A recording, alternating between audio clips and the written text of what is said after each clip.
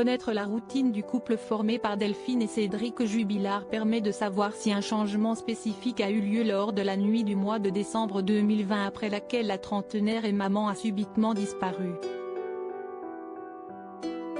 Ainsi, la place de sa voiture devant sa maison n'a rien d'anodin. Le déroulement de la nuit du 15 au 16 décembre 2020 durant laquelle l'infirmière de Cagnac-les-Mines a disparu interroge depuis près d'1 an et demi les enquêteurs. Ils avancent pas à pas pour tenter de refaire le puzzle qui expliquerait pourquoi la trentenaire, maman de 2 jeunes enfants et en procédure de divorce, ne donne plus de signes de vie. Dans ce contexte, les déclarations de ses voisins sont particulièrement importantes et fragilisent le suspect numéro 1, Cédric Jubilard. Selon les informations de RTL, les voisins du couple Jubilard ont confirmé leur déclaration devant la juge d'instruction sur le placement de la voiture de la jeune femme de 33 ans disparue, 1 an après leur première audition. Des paroles qui l'ont accompagné de détails. Dans la petite rue en pente où des places de parking sont matérialisées au sol, la petite 207 de Delphine Jubilard est garée capot vers le haut le soir qui a précédé la disparition, et capot vers le bas le lendemain matin. Le mari est plus que catégorique, « J'en suis certain, je suis formel ». Dans son dernier témoignage, le voisin ajoute des informations importantes que RTL rapporte. Il se garait toujours sur la première place, en haut de la rue, Delphine Jubilard sur la deuxième juste en dessous. Ce n'est jamais arrivé que je vois la voiture de Delphine garée dans le sens de la descente, assure-t-il, aussi bien le soir au retour du travail que le midi à l'heure du déjeuner.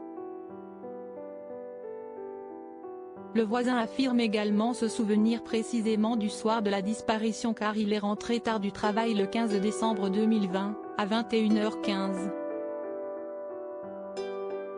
Or il y avait couvre-feu. J'avais peur de me faire mancheur, je me suis dépêché quand je suis arrivé, elle était garée comme d'habitude. Le lendemain, en amenant sa fille à l'école, il remarque que la 207 est collée à lui et se dit « Tiens, ils se sont garés autrement ».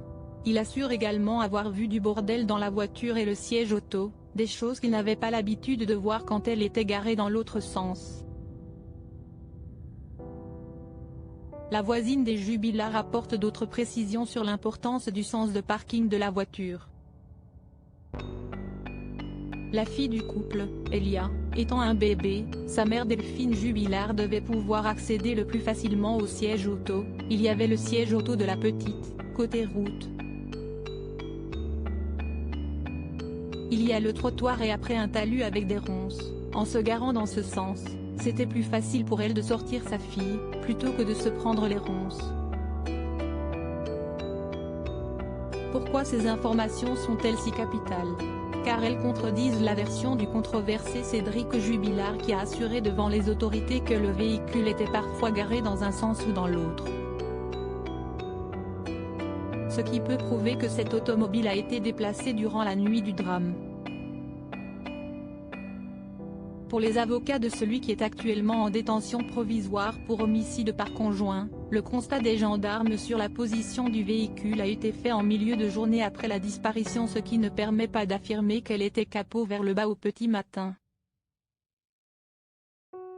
Toutefois, quand la voiture était garée dans le sens de la descente, d'après les voisins, c'était quand Cédric Jubilard l'avait conduite.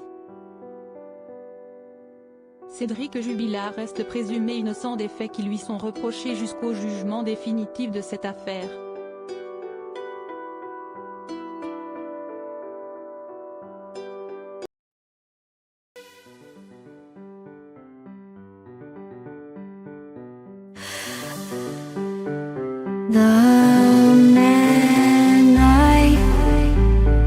Love just had a heart attack, but who needs a heartache? I am a man, she is a woman.